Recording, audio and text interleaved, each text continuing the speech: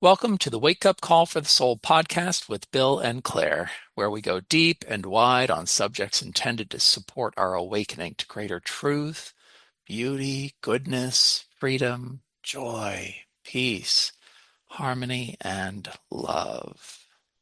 In this episode, we pick up right where we left off with our conversation on reincarnation. Yeah, and I guess what I'm describing too is if we can let go of reincarnation, then a whole lot of things in our lives just they get so much simpler. Like we don't have to worry. You've got something on here about, a woman's deceased mom reincarnates as the woman's newborn son. I mean, it's like, and knowing that, how is that even helpful? Like, Right. what does it do? No, I think right. And you have on here, those things bother me. Yeah, me Mhm. too. Yeah. And even for me, it's just this question of identity. I mean, if I've lived all these lives, who was I beforehand and who am I after? And people, oh, well, you're pure soul and blah, blah, blah. It's like, but then I guess one of the questions for me that I was hoping that we would talk about is that, I mean, we're talking about reincarnation, but we haven't even talked about what is the purpose of incarnation. Oh, yeah. Like, why that, Um, because if we understand the purpose of incarnation, then for me, that's also the key to understanding whether reincarnation serves any purpose at all. Mm. So, I mean, if someone were to ask you, what's the purpose of incarnation? I mean, I don't know if you've thought deeply about this, but I mean, do you have Mhm. like an off the top of your head response? Like, why are people born into this world in biological bodies and like not just, I don't know, something else? Yeah, I don't know. It's something that I don't have a developed belief on. I know some Hmm. people say Earth is a school. I don't know how I feel about that. I know some people say we're here to raise the vibration and consciousness, and we're here to simply just experience, just to be. Hmm. Um, and maybe there is no greater purpose. Hmm. Then I also wonder, like, what's the point of a soul incarnating as a human versus as a house cat or a tree? Um, what are Hmm. the purposes of these different levels of consciousness? I'm not sure if that's the right way to word it. I really Yeah. don't know, and it Yeah. frustrates me. I think we all want to know, and some of us claim that we know, and maybe it's Yeah. different for different people. I don't know. Yeah. Yeah. No, I appreciate that. That's I appreciate your openness. And I think it's one of my challenges, and it's one of the reasons that I look forward to our conversations is that because even in preparation for this conversation and with some of the other things I'm working on, like I've come to even just today, I came to this kind of realization about like in its own way, like part of what the doctrine of reincarnation may give to people. Because I do think that in its own way, it attempts to address this fundamental sense of separation or brokenness or, these things that just don't make sense in this world, and that it's looking in certain places for, answers to these kinds of questions and these kinds of problems and things. And so, um, yeah, and I guess what I'm going to share with you my current understanding of the purpose of incarnation, and it's not. I don't think it says everything. It's probably overly simplified and Mhm. things, but basically, the understanding I've come to so far, in its simplest form, is that the process of incarnation allows the soul to individuate itself, to have Mhm. its own unique existence in this universe. And that would be true for any soul born on any planet, throughout the entire universe, omniverse, wherever souls come into some type of existence like what we experience here, that's its purpose. And so if that's its purpose, then that purpose can be accomplished, in less than a second, because as Mhm. soon as that soul incarnates into a biological body, it's individualized, like it that accomplishes it. And so in terms of the purpose of incarnation, then everything that comes after that, I mean, this is gonna not sound right, but in a way it's sort of, again, I'm speaking specifically to if incarnation's purpose is the individuation of a soul, so that it has this sense of its own unique identity, um, then that can be accomplished, at the moment of incarnation, and then everything else beyond that is sort of gravy. It's like, but I don't think that's literally true, because my sense is source desires each and every child of the sources, every soul, to live long and awesome lives. People on most planets live way longer than we do on this planet. But anyways, long, happy lives where they get to have this experience before then they make that transition into a more spiritualized existence, where they leave the biological body behind, and then continue to exist with their other spiritual aspects and things like that. Mm. So that's my take on it. But I don't know if that necessarily, takes care of everything, because I have a sense that there are souls that exist that have not been incarnated. And so it's like, well, then what's their existence like? Are they individuated? And these kinds of things. So anyways, but if there's some truth to that theory, then it's like, well, then reincarnation couldn't accomplish anything that hadn't already been accomplished, if the purpose of incarnation was individuation, because then it would just confuse things. Yeah, yeah. That's very interesting. You you mentioned people on other planets living longer. If you could So if reincarnation were to be a thing and you could go to a different dimension or a different planet where conditions might be different or better in some Hmm. way, would that bring you comfort, or would you still say, no, I don't want this. I want to go to whatever afterlife there is or whatever happens. I Yeah. don't want to incarnate. Like what would you say to Yeah. that? Yeah, yeah, I would just, I mean, you make a good point. Um, I, yeah, I don't think I'd be interested in that, because it's like, the purpose has been accomplished, and so my sense is that I'll, we'll call it, yeah, sure, the spirit realms, let's call it that, or I'll call it that for now. Um, that, I have the ability within those realms to experience whatever I want to experience anywhere that I'll call it my soul development allows me to experience. And so I can visit other planets and other people, and I can talk to them, whether they're in their bodies or not. There's all kinds of things that become available to me in the spirit realm, where I basically have, the whole cosmos and all the dimensions and everything about it as kind of like my oyster to explore and have fun in and enjoy and learn about and all of that. So yeah, I mean, it could be interesting, but then again, if I'm born into a different civilization on a different planet, I mean, who am I? Like, Yeah. what happened to those parts of myself? And I'm not going to say that all the things that I think are a part of myself will always be a part of myself. Like, I don't think I'm under any illusions that way.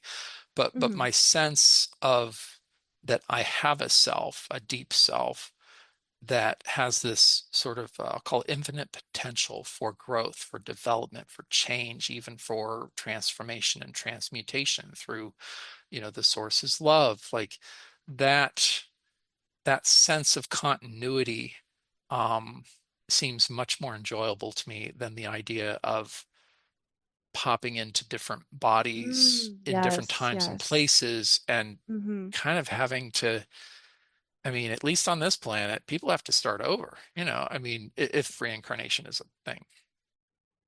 Yeah, definitely. That is something I've thought about too, is how do you integrate all of that if it's not a continuous thing like in the in the spirit realm, assuming that it is. I'm not sure. I haven't been Uh, there in a yeah. long time, maybe. Well, I don't yeah, know. yeah, actually, you probably go there much more than you think, but I usually in wonder. sleep state. Yeah, yeah, I spend, yeah, I think most of us spend quite a bit of our time in the planes of spirit and things Oh, in our interesting. sleep Yeah. state. Yeah. But yeah, you have this question on here too, like what is an old soul, a young soul? Because I've heard that, people, telling people, oh, you're a young soul. It's like, oh, thanks. You're a peach. And oh, they're such an old soul and things. And the thing is, like, my sense of where souls come from, I mean, for me, they come from the womb of the source, right? So, and then they become incarnated on their respective planets or whatever. So how long that soul existed in kind of that eternal spirit realm before it came into a body, as far as I can tell, is fairly irrelevant, especially if we only have one incarnation as opposed to two or more. Right. Yeah. Right.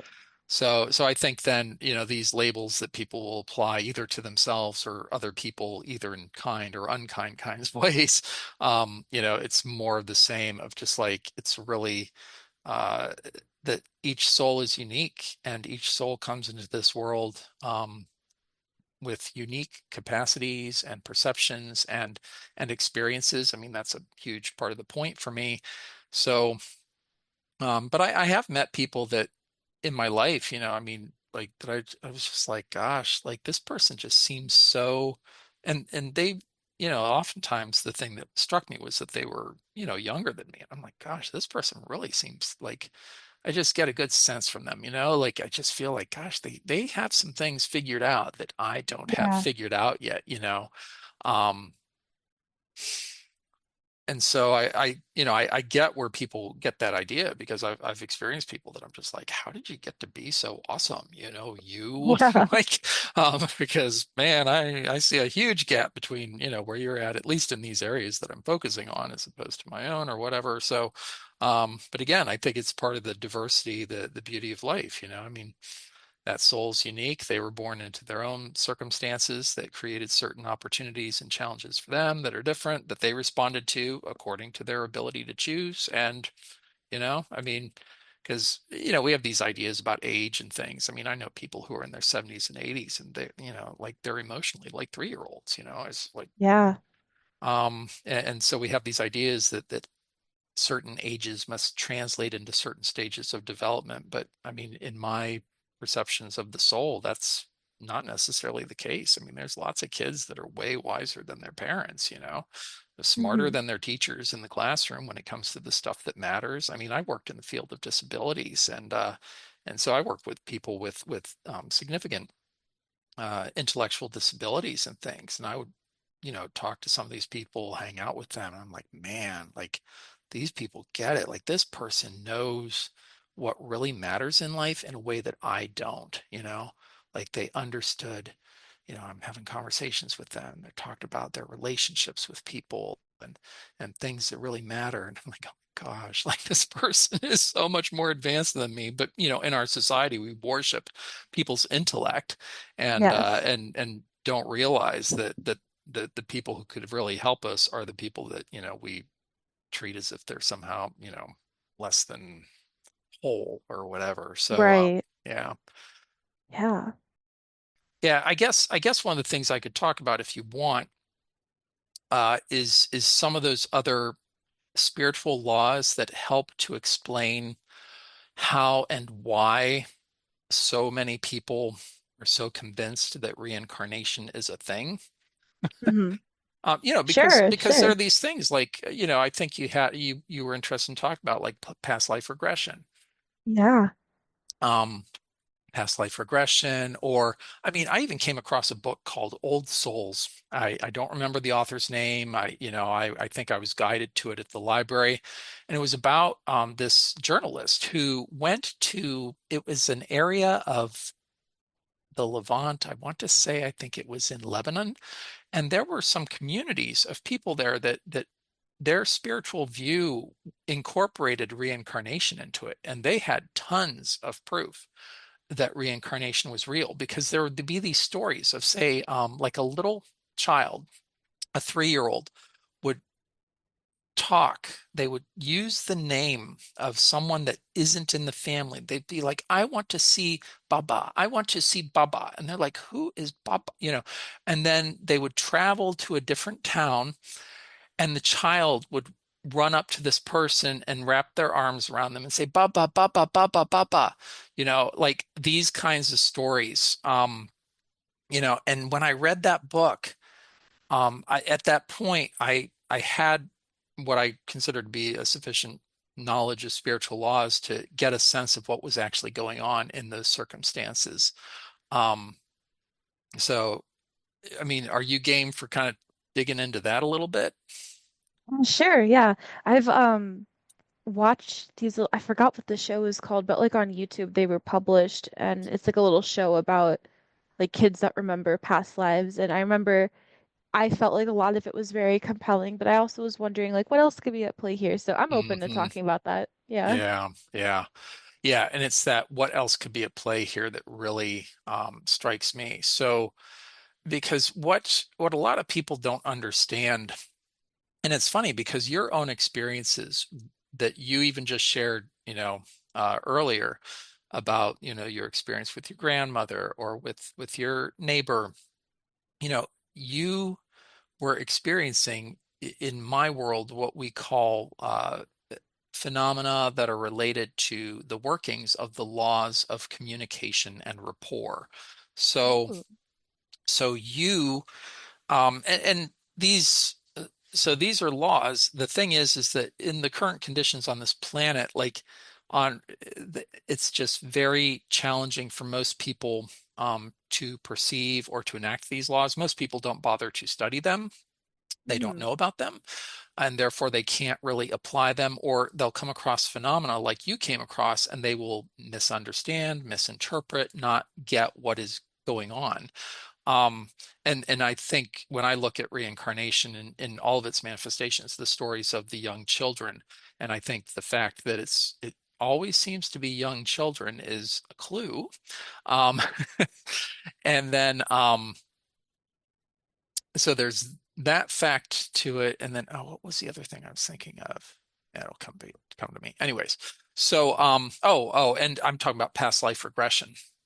So let's look at, so I'm going to put together the fact that a lot of these reincarnation stories that we have, I mean, I do understand that they do come through in some of these NDE reports and things, and we can talk about that as well, hopefully if we have time here. But okay, one of the facts of being a young child is that your material mind is not super developed, right? Hmm. Like kids are just more open to stuff generally.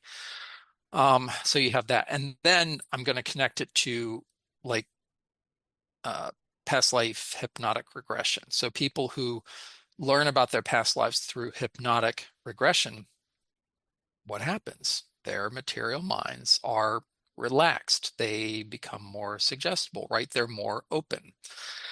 So, and even in that story that I told of the children in these villages in Lebanon, who are apparently reincarnated beings of, people in other places and things like that. So if you understand the laws of communication and rapport, you realize that this world, our planet, is thick with spirits and souls. Like Yeah. there's spirits all over the place all the time. We are constantly surrounded by them. But our material minds, most of us, are developed sufficiently to the extent where, and well, I don't even know if developed is the word, maybe distracted would be a better word for it, but they're sufficiently distracted or entertained or whatever to not really perceive most of these things most of the time. I think in some cases it's a mercy. In other cases, we're missing out. It kind of depends Hmm. given the mixed conditions on the planet. So these kiddos, I mean, they're what's happening is that they have spirits that are coming to them who believe in reincarnation, and those spirits could be coming to them, I mean, as early as the womb, or when they're infants. And these spirits have ideas like, "Ooh, I believe in reincarnation. I want to be reincarnated as this person."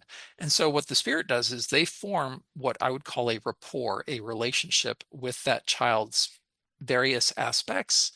um, in such a way that they kind of convince themselves that they are reincarnated. I'm talking about the spirit. The Ooh. spirit convinces itself that I am being reincarnated in this way, that this is how it works. So, what I'm talking about are what I'd consider to be very, these are not malevolent spirits. They are not spirits that mean to do anyone harm. They are simply misguided and misinformed about their situation. So what they'll do then is they will impress their memories upon the child, hoping that this child will help them work through the things that they haven't worked through yet, right? Because that's what you do in reincarnation. And so then we've got these kids who, they uh, they have these memories that they have no recollection for. And by the way, this is also a way that, like the kinds of situations you described, when I was talking about those conditions very generally, that you could have a specific thing that bugs you.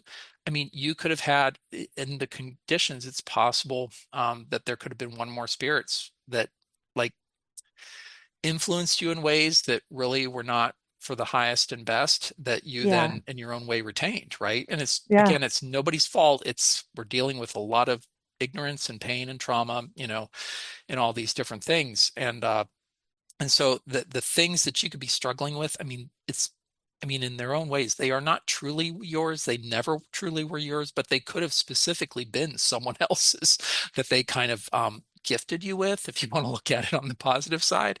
Again, the whys, the wherefores, the hows, all this stuff. I mean, to me, it's not so important as knowing, okay, well, how do I heal this stuff?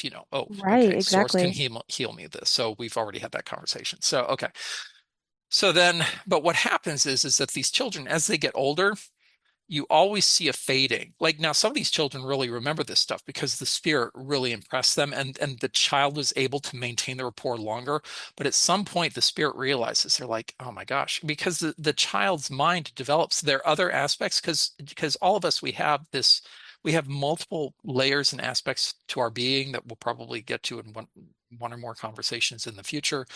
And so these aspects then start to assert themselves as the child grows, right? The child's soul is kind of like, wait a second, somebody's hanging out in here who doesn't belong Yeah. in my energy field.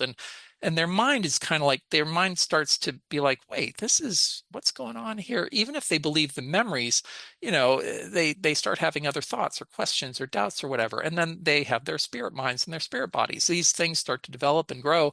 And eventually that spirit is like, oh man, the jig is up. Like I thought I was Mm. reincarnating, but there's already a soul here. This house is occupied. I need to move on.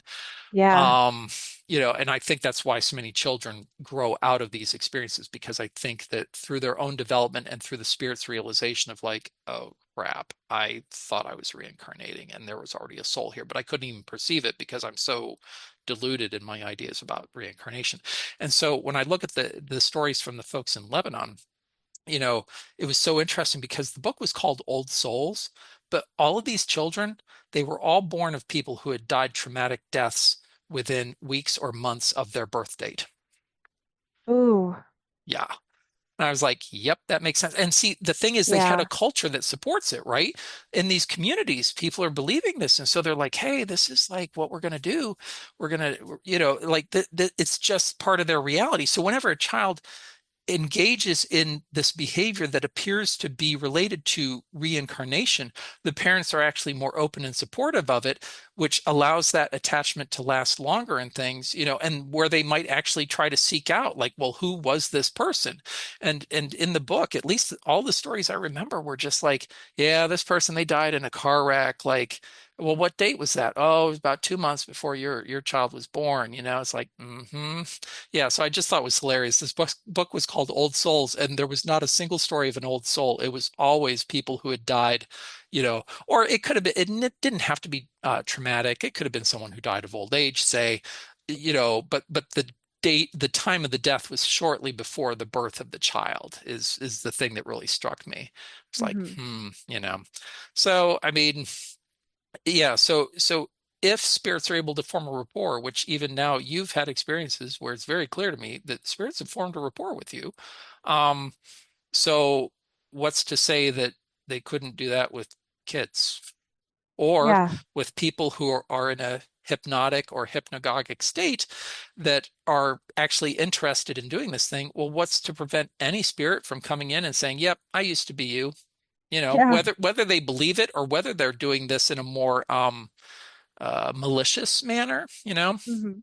I think either of those are possibilities. So, anyways, that's my take on a lot of those phenomena. And I guess to, in my own mind, at least finish it off. I mean, when I look at the NDEs and people are talking about reincarnation in those, I mean, again, when you're in that state and you're in the spirit world, like there's lots of opinions about what is what. And so if you're inclined to believe in those things, or during your near-death experience, you happen to be um, communicating with or in rapport with other spirits, that this is their point of view or such, or you could even be seeing or experiencing things and not even understanding what you're seeing, or you see something and a spirit tells you, well, what you're seeing is this. And it's like, well, but that spirit could be mistaken. They may not know what Yeah. they're talking about, because people assume like, oh, if someone's in spirit, they know everything. No, they're in spirit because they Right. don't have a biological body anymore. There's nothing to say necessarily that they have any better clue as to what's going on than you do. Yeah. Ooh, that that makes me feel a certain way. I don't know. Like I think you're right. Like, yeah, that's true, but also like, oh, that's scary. Yeah.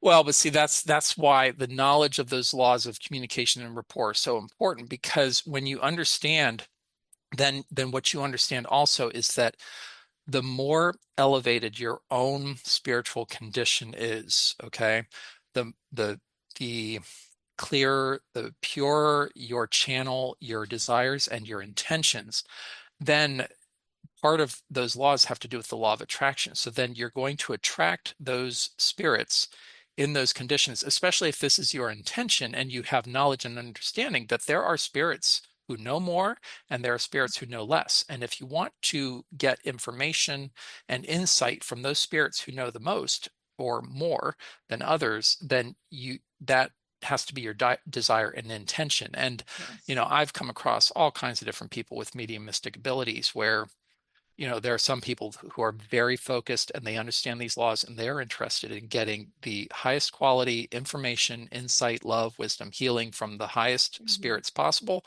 But I know other people that are very ignorant of these things. And so they're happy that any spirit comes, Yeah. and you kind of get what you ask for in life. And so if you're willing to accept any spirit's opinion on anything without doing the work of your own development, then you're kind of setting yourself up probably for further challenges in your Right. life.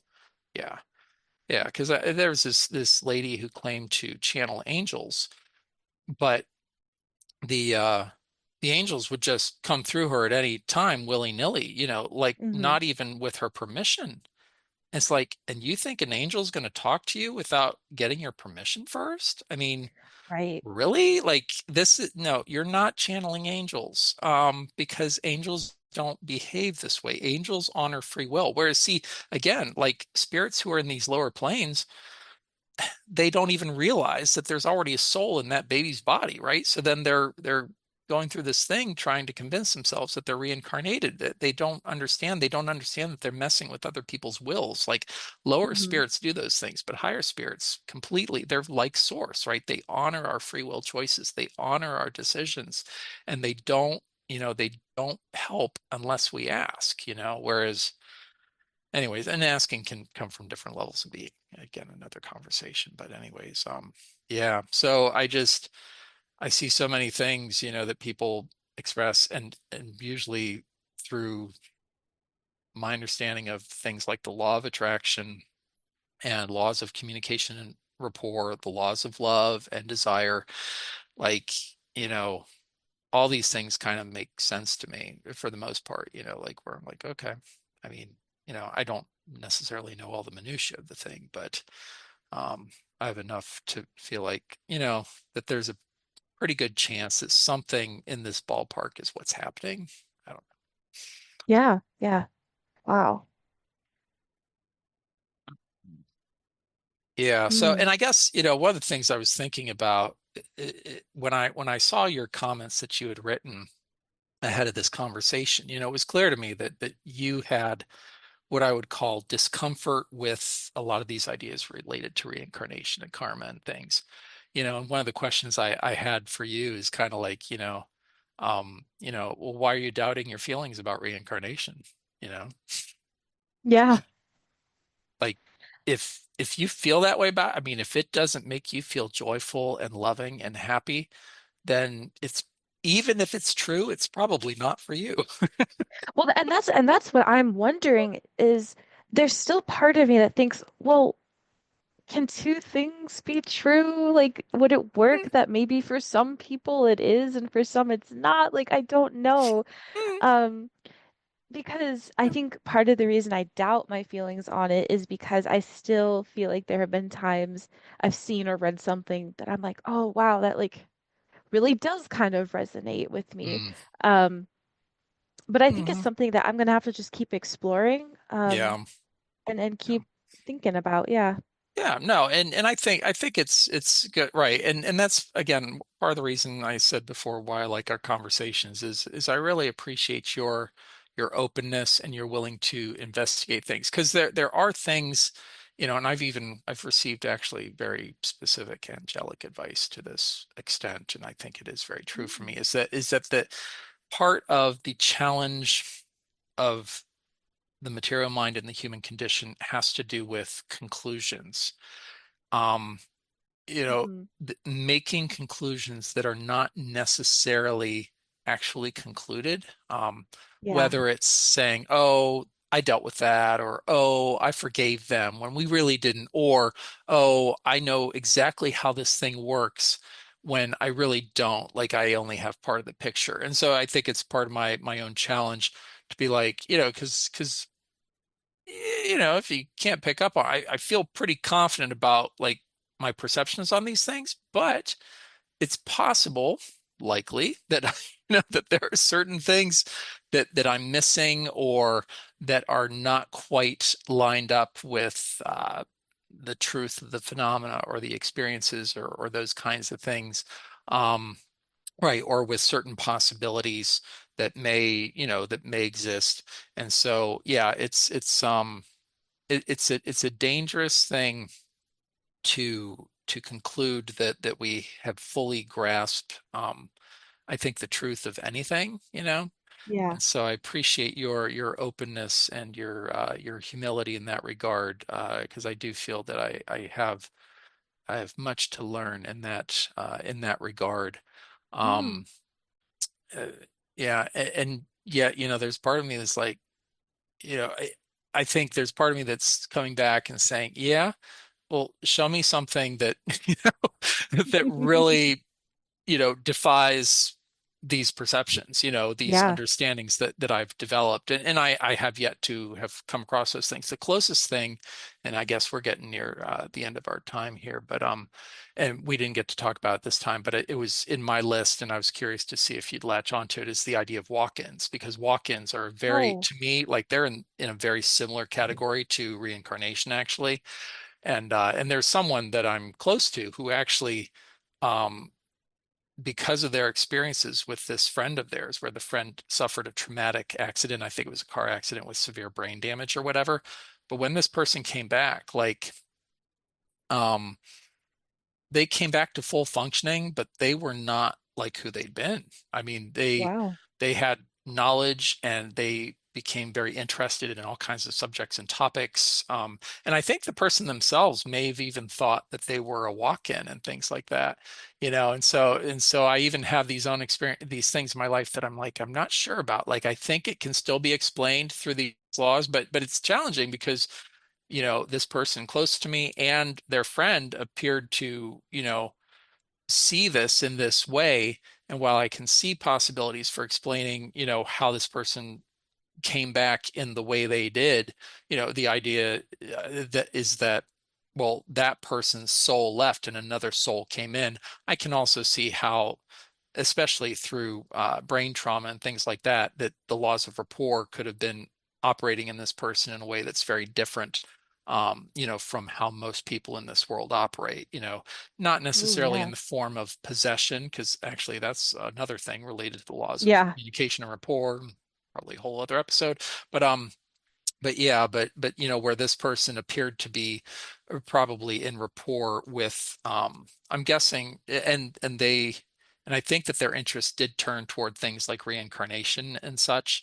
And so I think it's possible that a spirit, again, I don't know, could have been like, oh, here's a brain I can kind of work with, Yeah. and do some stuff with, and apparently did. I mean, the person was like brilliant, and I don't know, I think they learned all these different languages, and they sought Oh, these wow. esoteric texts from other countries and things. I can't even remember what everything this person told me about their friend, but it was pretty compelling at the time. I was like, and that was one of the stories. I was like, maybe walk-ins and reincarnation, maybe that's a thing, and now I'm I don't see it that way, but again, I mean, it's a vast and diverse universe, and so there's all kinds of possibilities for things that we don't know or we don't understand. Yeah, for sure. Yeah. That is so interesting. I'd love to hear more from that person. Yeah, I'm gonna follow up next time I talk to this person. I'm gonna ask him to tell me the stories again, just to see if I can clarify some of the details from their recollection, because I've never met the person themselves. I've only know about this person because they were a friend of someone close to me. So Oh, okay. yeah, yeah. Yeah, so I think we're in the realm of wrapping up here for this conversation. I mean, is there anything that you'd like to I don't know, express or anything like that before we wrap? I think I'm good on everything. I have a lot I need to go think about. I was planning on going to the store after this, and now I'm Mm. like, I'm just gonna be walking there in my head thinking about these things. Yeah, yeah, and I encourage you and I encourage listeners to part of it, right? There's that mental stuff which is important. But I encourage you and I encourage everyone too, with everything that was said, the things that you've said, the things that I've said, to kind of to take it down into the heart, even Mm, into I experience my soul as kind of being in my belly, sort of. So heart, okay. belly, whatever. Um, like so it's one thing to think about it, to come at it from that level. Nothing wrong with that. Totally fine. And it's what most people do most of the time. But I really encourage you and others to really, again, with all of it, to feel into it. Like, does this how does this resonate for me? Does this resonate as true? Does it resonate as loving? Does it bring me peace or joy? You know, and if it does, that should give you a clue that you're on the right track. And if it doesn't, then there's probably something off. And again, I mean, it could be anything. It could even be in terms of some of the things I said, that maybe I put some certain limitations on things or whatever that don't reflect the truth. So yeah, so I would encourage everyone to feel to feel into that as much as possible. Thinking's cool, but the feelings are going to give you a truer sense of, like, Yes. when you hear this idea, when you contemplate this thing, how does it make you feel? Does it give you hope? Does it bring joy or love? And if it does, then I encourage people to follow those threads, to take them, to see where they lead. And if they don't, then I would say, let it go, whatever it is. Yeah. Whether you said it, whether I said it, whether it pops up for them, whoever, just that, because if they don't resonate with those kinds of feelings that really feel good, then it's, even again, like I said before, even if it's a thing, it's probably not for you. Yeah. Yeah, Yeah, definitely. I agree with that. yeah. So cool. So I think what I'm going to do then, we're very much home stretch here. So our plan for the next episode, and I'm not even sure what to call this thing because there's so much going on here. It's hard for me to imagine that we're going to have, like an hour-long conversation that we break into two 30, approximately 30-minute episodes. Yep. This one may just be this continuation over, two or three conversations. But anyways, we're planning next, moving into the areas of things related to extraterrestrials, non-human intelligences, UFOs, UAPs, related topics. And I think part of the challenge of this topic is going to be that that there are so many different places and sources for what these things are and where they're coming from and how people are experiencing them, that it's going to be pretty far-ranging, I'm guessing, in terms of the conversations that we have about these things, because it's just like life on Earth is really mixed bag. This area of all of these fascinating topics, it's a very mixed bag with lots of different forces in play coming from lots of different directions. And so I'll look forward to that conversation, but I think we may have to, Claire, like really be Yeah. like, okay, what are we going to start with here? So we'll play with our Exactly. questions ahead of time and try to figure it out. But anyways, like, where do these things come from? And the hint is, they're not coming from one place. They're coming from lots of different places. Are they real?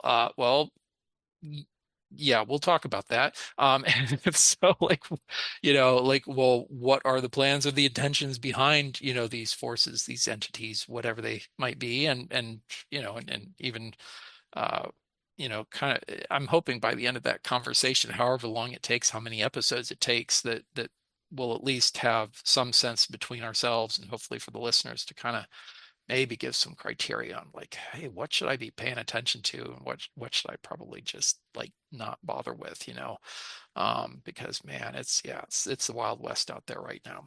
It really is. Yeah, Yeah. It's so vast. Yeah. yeah, it's cool. Thanks, Claire, so much for this awesome conversation. I really, really appreciate talking with you very much. Thank you. I had a really great time discussing everything. Thank you so much for listening to this episode of Wake Up Call for the Soul with Bill and Claire. May we love ourselves and all more and more with each passing moment. We wish you the very best and highest. Until next time.